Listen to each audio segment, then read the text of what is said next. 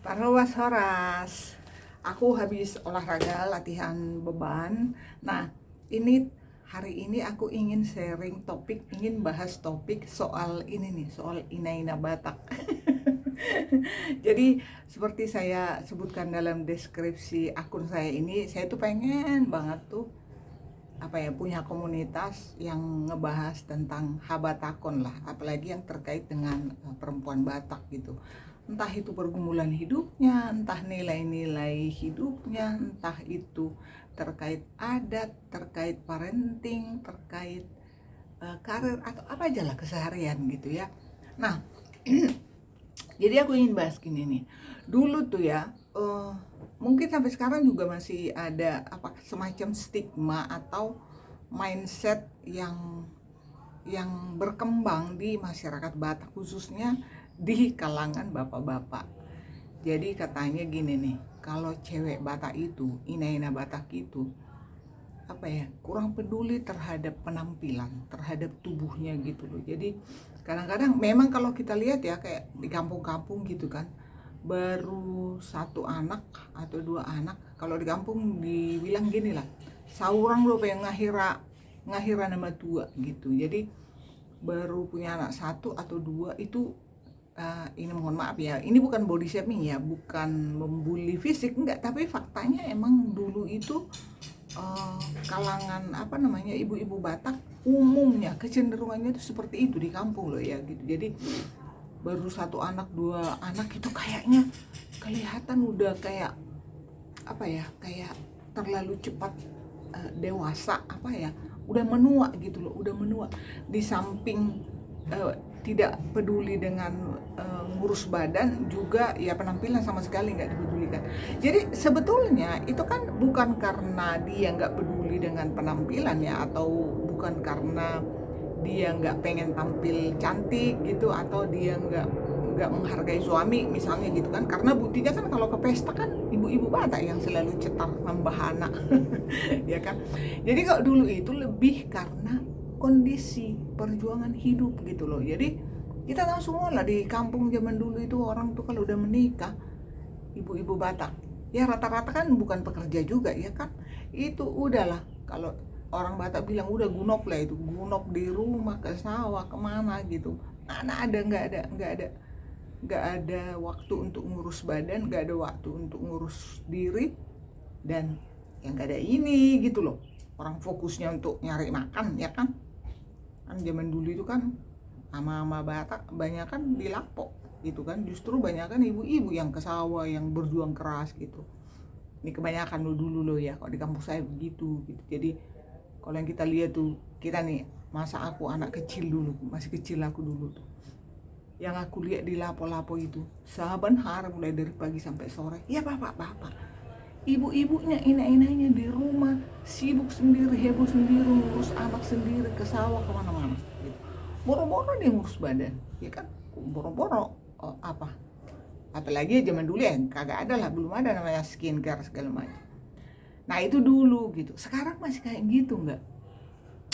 Kalau aku perhatikan sih udah enggak ya, tapi ya masih ada yang mindsetnya memang seperti itu. Karena gini, dulu tuh ada semacam mindset gini, orang Ina-ina Batak kalau udah nikah terus sudah punya anak, terus kayak dia tampil cantik apa selalu, itu malah kayak cenderung dikatain gitu loh. Dibilangnya gini, bulu orang udah laku mau ngapain sih masih bergaya-gaya. Nah ini mindset salah. Salah ya kan. Nah jadi kalau sekarang udah nggak seperti itu. Bahkan banyak sekarang ini, kalau yang saya lihat ya, banyak cewek-cewek Batak yang itu jadi ini pelatih gym, pelatih Zumba, itu cewek-cewek Batak loh gitu ya. Dan banyak komunitas-komunitas Batak yang udah peduli dengan dengan kesehatan tubuhnya dan kesehatan mentalnya gitu loh. Jadi mudah-mudahan, tapi kalau di kampung, kalau aku lihat ya memang masih ada kecenderungan tuh seperti itu. Tapi ini bukan lagi karena kultur Bataknya ya, lebih ke pengaruh dari dunia luar. Karena sekarang kan kita berada di era yang semakin terbuka, ya kan. Media sosial ini itu sangat memberikan banyak banyak insight lah, banyak pengetahuan, banyak informasi untuk dimanapun kita berada kita bisa melihatnya gitu.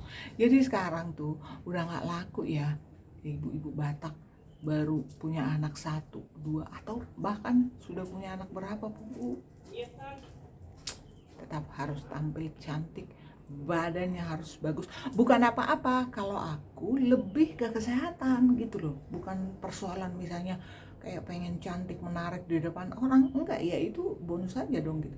Tapi lebih ke kesehatan. Karena apa? Kita ibu-ibu Batak umumnya ya, sampai sekarang pun masih memegang teguh itu bahwa berjuang mati-matian untuk anak gitu. Nah, bagaimana kita bisa berjuang untuk keluarga, untuk anak kalau kita sakit, ya kan? Dan saya udah ngelihat nih banyak orang-orang, aku udah ngelihat lah, entah itu teman, saudara, kerabat yang hartanya berlimpah ruah, bergelimangan hidup, gampang banget duit itu kayak ketika sakit, ketika kena penyakit, apalagi kena sakit yang katakanlah parah, gak ada artinya semua. Dia gak bisa nikmatin makan enak aja nggak bisa, apalagi jalan-jalan, ya kan.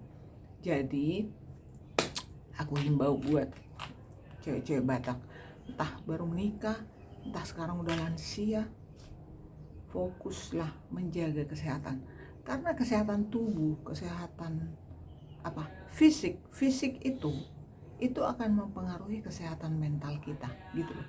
Karena setidaknya gini loh, ketika kita punya beban pikiran yang berat, misalnya banyak masalah gitu kan, jangan lagi ditambah oleh secara fisik kita sakit, ya kan, ya makin parah kan gitu kan.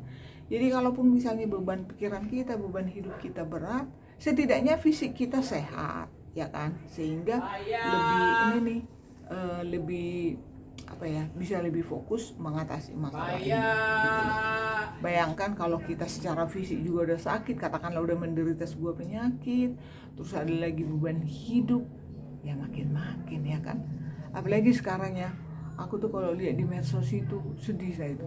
Banyak ibu-ibu muda, masih muda, anaknya masih kecil-kecil, aduh ampun, tiba-tiba mohon maaf, tiba-tiba